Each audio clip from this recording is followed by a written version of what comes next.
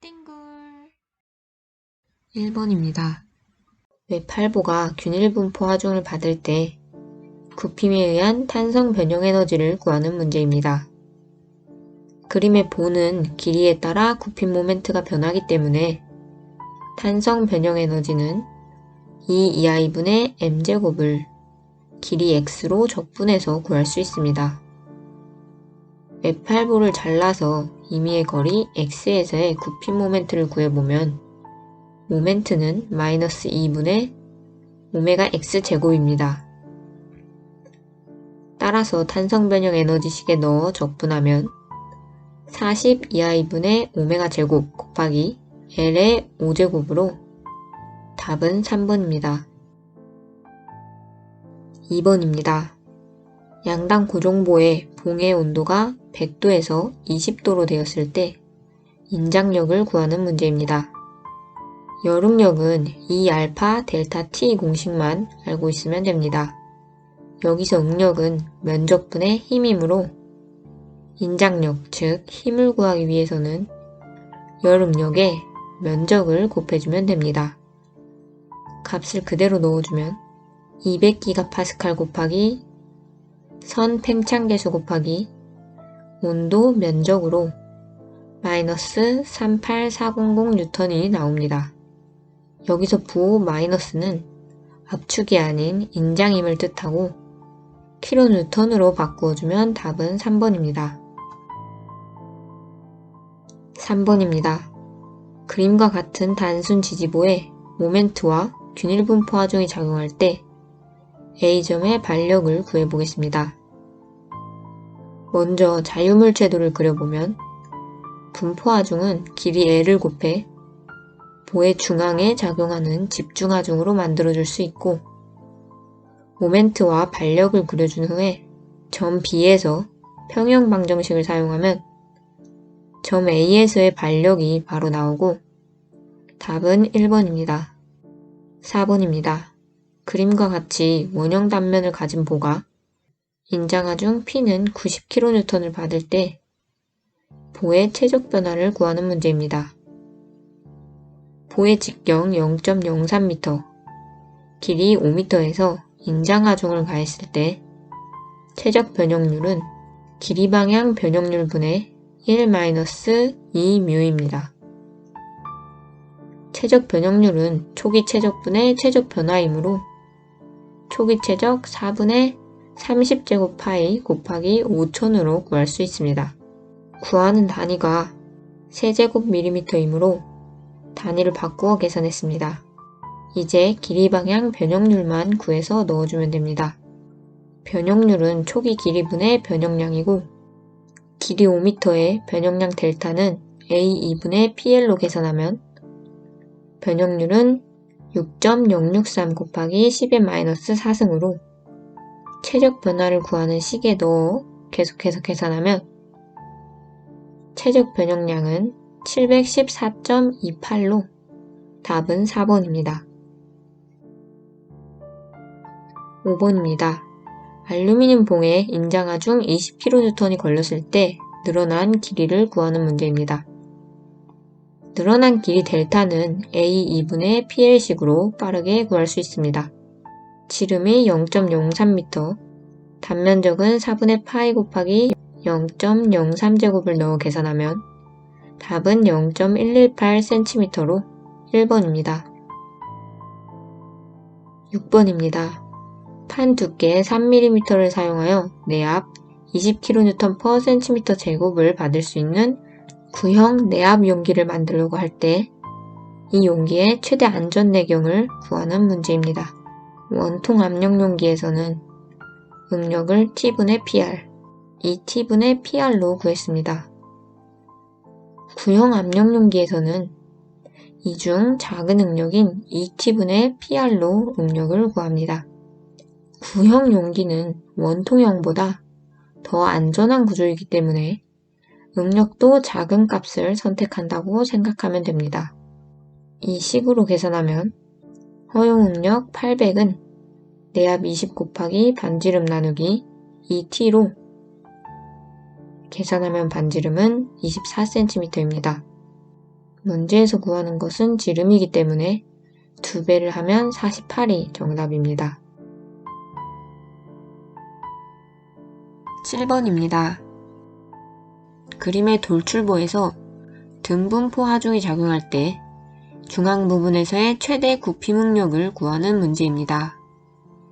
구피 응력은 단면계수 Z분의 모멘트로 구할 수 있습니다. 그리고 단면계수는 단면 2차 모멘트 I에 높이 H의 절반인 2분의 H를 나누어 구할 수 있습니다. 단면 2차 모멘트 혹은 단면 계수는 꼭 알고 있어야 하는 개념으로 부족하다면 우측 상단의 개념 영상을 참고하시기 바랍니다. 따라서 주어진 단면 2차 모멘트와 높이를 넣어 계산하면 단면 계수 Z는 3273.33 세제곱cm입니다. 이제 구피 모멘트를 알아보기 위해 돌출보의 자유물체도를 그려보겠습니다.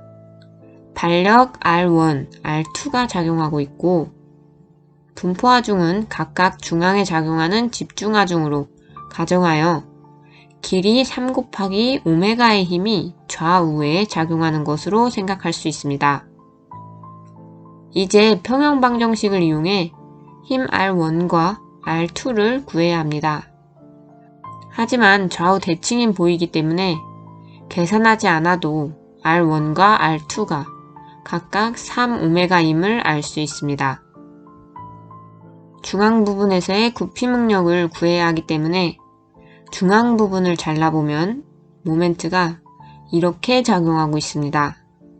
모멘트 평형을 이용해 구피 모멘트의 값을 구하면 540이고 구피 응력 공식에 넣어 계산하면 165 곱하기 10의 3승 kPa로 답은 165 메가파스칼 2번입니다.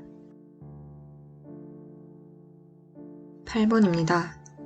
다음과 같이 스팬 중앙에 힌지를 가진 보의 최대 구피 모멘트를 구하는 문제입니다. 이렇게 힌지를 가진 보는 단순보와 외팔보를 합한 형태로 생각할 수 있습니다.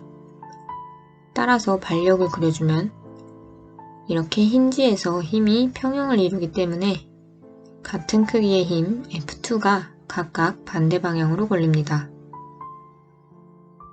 따라서 두 보가 합쳐지면 힌지에 작용하는 반력은 0이 되는 것입니다. 이제 각각의 분포하중을 집중하중으로 가정하고 평형 방정식을 이용해 각각의 반력의 크기를 구합니다. 왼쪽의 단순보는 양쪽이 대칭이므로 F1과 F2는 집중하중의 반인 4분의 QL로 쉽게 구할 수 있습니다. 이제 오른쪽의 외팔보를 보면 F2는 앞에서 구했고 평형 방정식을 사용하면 F3는 4분의 3QL이고 모멘트는 마이너스 4분의 QL제곱입니다. 모든 반력을 구했으니 이제 보에 대한 전단력 선도와 모멘트 선도를 그려서 구피 모멘트가 최대가 되는 점을 찾으면 됩니다.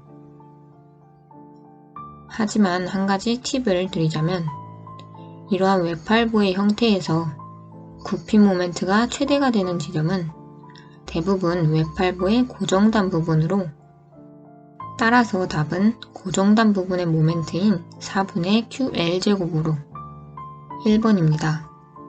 마지막으로 보 해석의 간단한 팁을 정리해보면 좌우 대칭인 경우에는 계산 없이 바로 힘을 유추해 볼 수 있고 외팔보는 고정단에서 최대 구피 모멘트가 발생한다는 점 두 가지를 알고 있으면 유용하게 사용할 수 있습니다. 9번 문제입니다. 그림의 부채꼴의 도심의 위치를 구하는 문제입니다. 답은 3알파분의 2r sin 알파로 4번입니다. 높이가 r인 삼각형의 도심 3분의 2r에 알파분의 sin 알파를 곱해준 값이라고 생각하면 떠올리기 쉽습니다. 공식의 유도 방법은 우측 상단의 개념 영상을 참고해 주시기 바랍니다. 10번입니다. 그림의 A점에 작용하고 있는 힘의 점 B에 대한 모멘트를 구하는 문제입니다. 모멘트의 개념만 알고 있다면 쉬운 문제입니다. 모멘트는 힘 곱하기 거리이며 이 거리는 모멘트를 구할 기준이 되는 점과 힘의 최단 거리입니다. 따라서 힘이 작용하는 방향에 대해 점 B에서 수직한 선을 그어 최단 거리를 찾아서 넣어주면 됩니다. 만약 최단 거리를 찾기 쉬운 문제라면 바로 풀면 되지만 이 문제의 경우 길이 L을 알아내기가 복잡해 보입니다. 따라서 기준점과의 거리를 찾기 쉽도록 주어진 힘을 X축 방향의 힘과 Y축 방향의 힘으로 분해해 줍니다. X축 방향의 힘은 힘 곱하기 코사인 60도로 400N이고 Y축 방향의 힘은 692.8N입니다. 따라서 점 A에 작용하는 800N의 힘 대신 X축, Y축 힘이 작용한다고 생각할 수 있고 점 B에서의 수직거리는 각각 160, 200으로 주어져 있으므로 바로 계산하면 202.56Nm로 답은 2번입니다. 11번입니다. 평면응력 상태에서 최대 주응력을 구하는 문제입니다. 모어원을 그릴 수 있다면 간단한 문제입니다. 모어원의 X축은 수직응력, Y축은 전단응력이고 주어진 평면응력 상태는 X방향 수직응력은 타우, Y방향 수직응력은 0이고 전단응력은 마이너스 타우인 상태입니다. 이 상태를 그래프에 표시해보면 시그마가 타우이고 전단응력이 타우인 점과 시그마가 0이고 전단응력이 마이너스 타우인 두 점을 지름으로 하는 원을 그릴 수 있고 이것이 모어원입니다. 그리고 이 모어원이 X축과 만나는 두 점에서 응력은 최대, 최소가 되고 문제에서 구하는 최대 주응력이 바로 이 점이 됩니다. 이 원의 중심점 C는 시그마 X와 시그마 Y의 중간인 2분의 타우점이고 원의 반지름은 중심에서 맨 처음 찍은 점까지의 거리입니다. 따라서 최대 주응력의 크기는 중심점의 값 2분의 타우에 반지름 R을 더해서 구할 수 있고 반지름 R은 이 직각 삼각형에서 구할 수 있으므로 계산하면 루트 4분의 5타우이고 따라서 최대 주응력은 1.618타우로 답은 3번입니다. 12번입니다. 전단 변형률 성분의 평균값 감마 XY를 구하는 문제입니다. 어느 부분이 전단 변형률이고 어떻게 구하는지 정확히 알아두어야 합니다. 먼저 정사각형에서 힘이 여기에서 작용해서 정사각형이 이렇게 변했다면 점 A에서의 변형률 감마는 이 각도를 뜻합니다. 그리고 이 각도는 90도였던 점 A가 얼마의 각도만큼 줄어들었는지를 뜻합니다. 또한 이 줄어든 각도 감마는 매우 작기 때문에 탄젠트 감마와 같다고 생각할 수 있고 따라서 변형률 감마를 탄젠트 감마인 L분의 델타로 구할 것입니다. 이 문제에서도 A 지점의 전단 변형률은 처음 A 지점의 각도인 90도에서 얼마만큼의 각도로 줄어들었는지로 표현합니다. 왼쪽 변과 평행한 수직선을 그려보면 나중각도 알파는 초기 각도 90도에서 각도 베타 1만큼 늘어나고 베타 2만큼 줄어들었습니다. 앞에서 전단 변형률은 초기 각도에서 줄어든 각도를 뜻한다고 하였기 때문에 점 A의 전단 변형률 감마는 줄어든 각도 베타 2 더하기 늘어난 각도 마이너스 베타 1이 됩니다. 그리고 이 각도는 탄젠트 값으로 구해줄 수 있었고 탄젠트 베타 2는 400분의 0.1, 탄젠트 베타 5는 400분의 0.3이므로 계산하면 마이너스 0.0005로 답은 3번입니다. 탄젠트를 구하는 과정에서 이 길이는 엄밀히 말하면 400mm는 아닙니다. 왼쪽 변의 경우만 해도 400mm 빼기 0.25mm가 될 것입니다. 하지만 400mm에 비해 0.25mm는 매우 작은 값이기 때문에 무시하고 계산할 수 있습니다. 13번입니다. 비틀림 모멘트가 작용하는 축에서 축의 비틀림 각을 구하는 문제입니다. 축의 비틀림 각 Z는 GIP분의 TL 공식으로 구할 수 있습니다. 바로 대입해서 계산하면 극단면 2차 모멘트는 32분의 파이d 4제곱이고 지름은 0.05m이므로 답은 0.077 라디안으로 4번입니다. 14번입니다. 외팔부 끝에 집중하중 P가 작용할 때 자유단에서의 처짐각을 구하는 문제입니다. 외팔부의 처짐각은 2EI분의 PL제곱으로 1번입니다. 반력을 구하고 볼을 잘라서 임의의 점에서 모멘트를 구한 후 적분해서 처짐각 세타를 구할 수 있습니다. 15번입니다. 최대 전다 능력이 주어지고 비틀림 모멘트를 구하는 문제입니다. 전다 능력과 비틀림 모멘트가 들어있는 공식 타우는 ZP분의 T를 사용합니다. 원형 단면에서 ZP는 16분의 파이d 세제곱이고 지름은 0.07m이므로 계산하면 1.35kNm로 답은 4번입니다. 16번입니다. 연결핀에 걸리는 전다 능력을 구하는 문제입니다. 중앙에서 1kN의 힘이 아래로 작용할 때 연결핀의 양쪽 단면에서 전다 능력이 생길 것입니다. 따라서 전다 능력은 작용하는 면적분의 힘이고 힘은 1kN, 면적은 연결핀의 단면적 4분의 파이d 제곱에 양쪽 면이므로 2를 곱해주면 지름은 0.005m이므로 전다 능력은 25,464.79kPa이고 따라서 25.46MPa인 3번이 정답입니다. 17번입니다. 비틀림 각을 구하는 문제입니다. 비틀림 각 세타는 항상 GIP분의 TL식에서 시작합니다.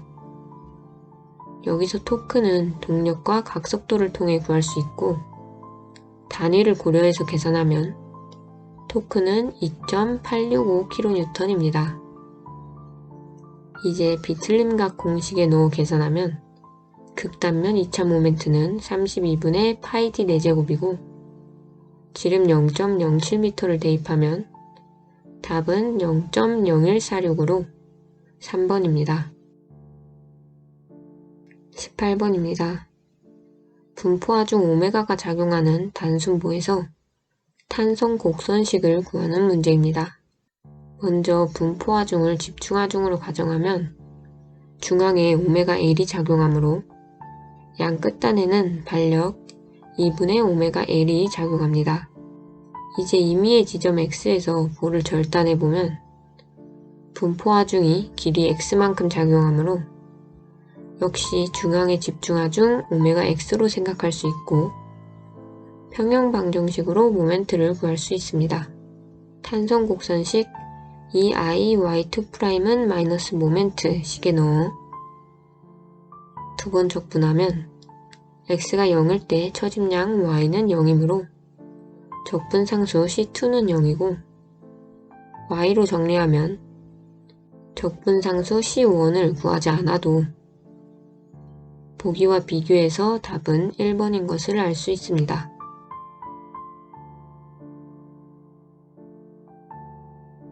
19번입니다. 양단 고정부 중앙에 집중하중이 작용할 때 보중앙에서의 처집량을 구하는 문제입니다.